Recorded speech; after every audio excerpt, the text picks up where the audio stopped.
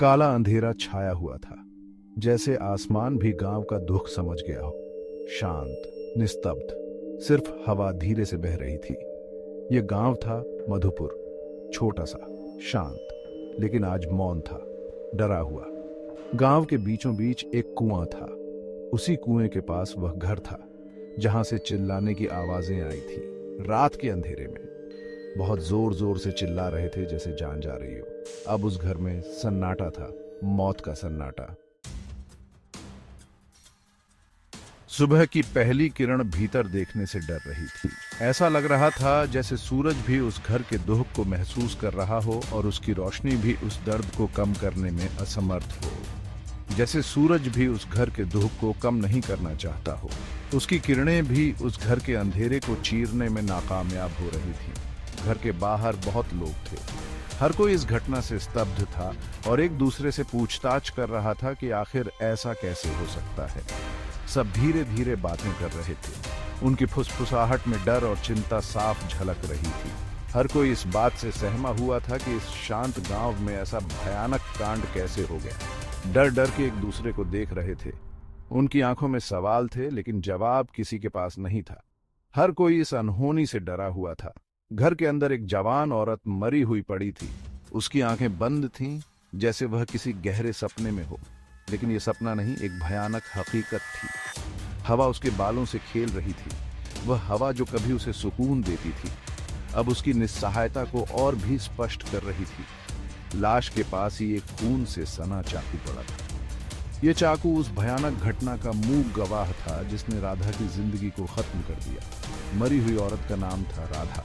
वह गांव की सबसे प्यारी औरत थी, जिसे हर कोई जानता और पसंद करता था। गांव की सबसे अच्छी और सबसे मिलने वाली औरत। उसकी मुस्कान और उसकी बातें हर किसी के दिल को छू जाती थी। राधा का पति श्याम बहुत रो रहा था। उसकी आंखों में आंसू थे और दिल में एक गहरा दर्द। वह इस सदमे से उबर नहीं पा रहा था। गांव वाले उसे चुप करा रहे थे। वे उसे सांत्वना देने की कोशिश कर रहे थे, लेकिन श्याम का दर्द इतना गहरा था कि कोई भी शब्द उसे सांत्वना नहीं दे पा रहे थे। लेकिन हर कोई हैरान था। इस घटना ने पूरे गांव को हिलाकर रख दिया था। हर कोई सोच रहा था कि आखिर ऐसा क्यों हुआ। आखिर राधा जैसी अच्छी औरत को किसने मारा होगा, और क्यों? यह सवाल हर किसी के मन में था। गांव में एक अजीब सा सन्नाटा छा गया था, जैसे हर कोई इस रहस्य को सुलझाने की कोशिश कर रहा हो। गांव में एक नौजवान रहता था, विजय। तेज दिमाग, देखने में होशियार और हर बात को समझने की जिज्ञासा। विजय को बचपन से ही सवाल पूछने का शौक था। वह हमेशा क्यों पूछता रहता था। गांव वाले उसे छोटा जासूस कहते थे।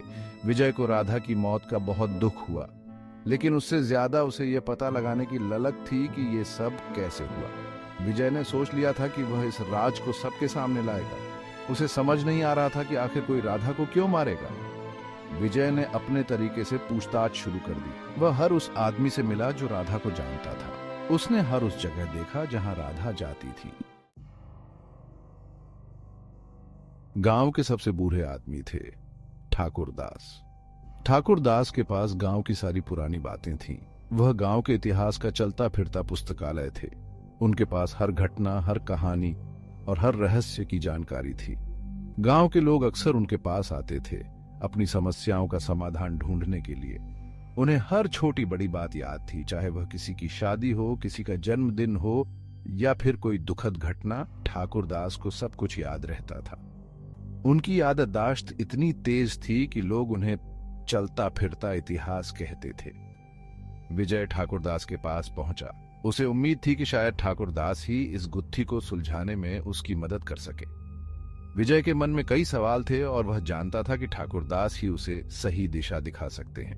दादाजी, क्या आपको राधा की मौत के बारे में कुछ पता है? विजय ने धीरे से पूछा। उसकी आवाज में चिंता और जिज्ञासा दोनों झलक रही थी। क्या आपको कुछ अजीब लगा है पिछले कुछ दिनों में? गांव में कुछ अजीब घटनाएं हो रही थीं और विजय को शक था कि यह सब राधा की मौत से जुड़ा हुआ है। ठाकुर दास ने अपनी आंखें खोली। उनकी आंखों में एक अजीब सी चमक थी। वह कुछ सोच रहे थे, जैसे कि वह किसी पुराने रहस्य को याद कर रहे हों। बेटा, ये गांव बहुत पुराना है, यहां बहुत से राज छुपे हुए हैं। ठाकुरदास ने गहरी सांस ली और बोले, यहाँ की हर गली, हर मकान और हर पेड़ के पीछे एक कहानी छुपी हुई है। ठाकुरदास ने विजय को बताया कि बहुत साल पहले इस गांव में एक तांत्रिक रहता था।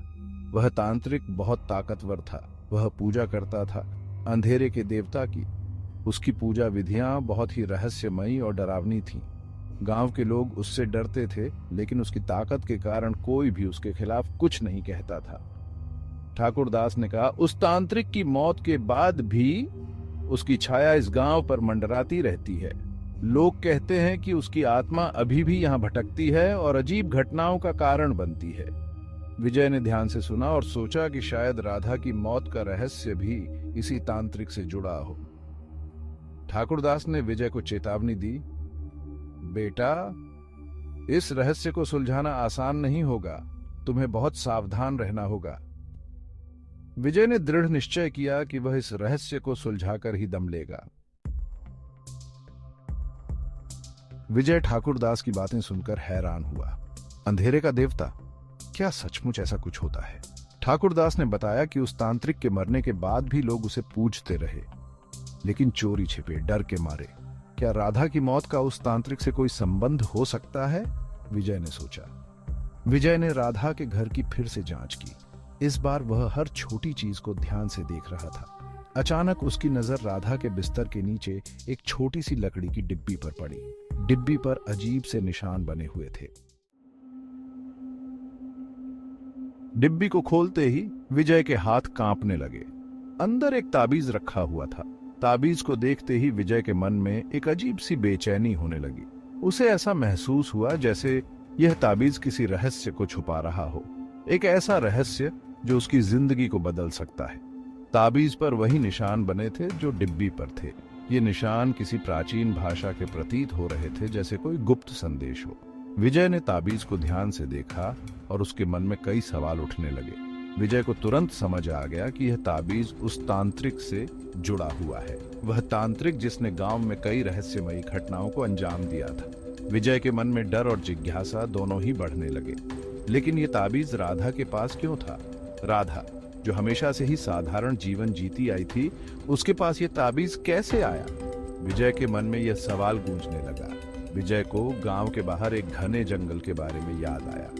वह जंगल जो हमेशा से ही रहस्यों से भरा हुआ माना जाता था। गांव के लोग उस जंगल के पास जाने से भी डरते थे। ठाकुरदास ने बताया था कि वह जंगल उसी तांत्रिक का अड्डा हुआ करता था। ठाकुरदास ने कई बार विजय को उस जंगल के खतरों के बारे में चेतावनी दी थी। विजय ने तय किया कि उसे उस जंगल में जाना होगा। वह जानना चाहता था कि राधा के पास यह ताबीज कैसे आया और इसका तांत्रिक से क्या संबंध है।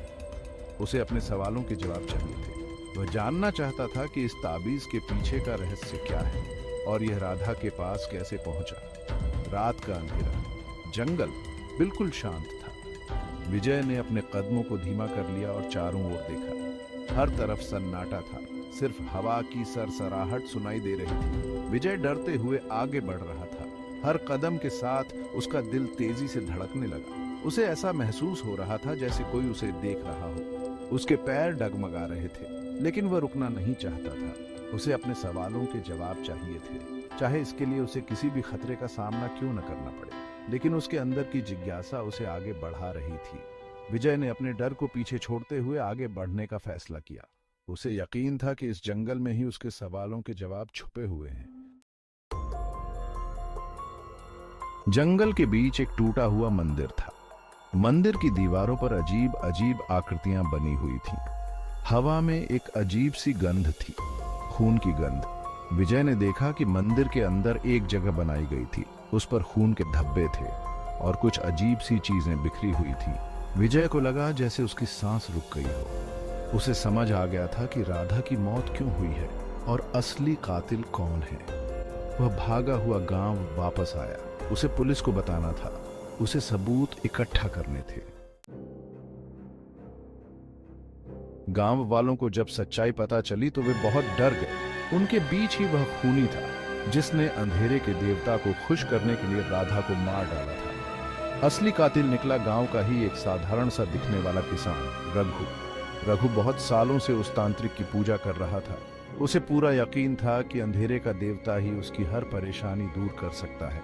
रघु ने बताया कि उसने ही राधा को मारा था। उसे अंधेरे के देवता ने ताकत का वादा किया था। पुलिस रघु को पकड़कर ले गई। गांव में फिर से शांति आ गई, लेकिन इस बार यह शांति अलग थी। इस शांति में डर था, अंधेरे का डर। राधा की मौत ने सबको हिलाकर रख दिया था। इस घटना ने उन्हें याद दिला दिया था कि बुराई कभी भी किसी भी रूप में वापस आ सकती है। विजय अब पहले जैसा नहीं रहा था। इस केस ने उसे बदल दिया था। उसे एहसास हुआ था कि सच कितना भयानक हो सकता है। मधुपुर गांव फिर से पहले जैसा होने लगा, लेकिन राधा की याद सबके मन में हमेशा के लिए रह गई। और उस तांत्रिक की कहानी, वह अभी भी गांव वालों को डराती रही, क्योंकि अंधेरे का सच कभी पूरी तरह से पता नहीं चलता।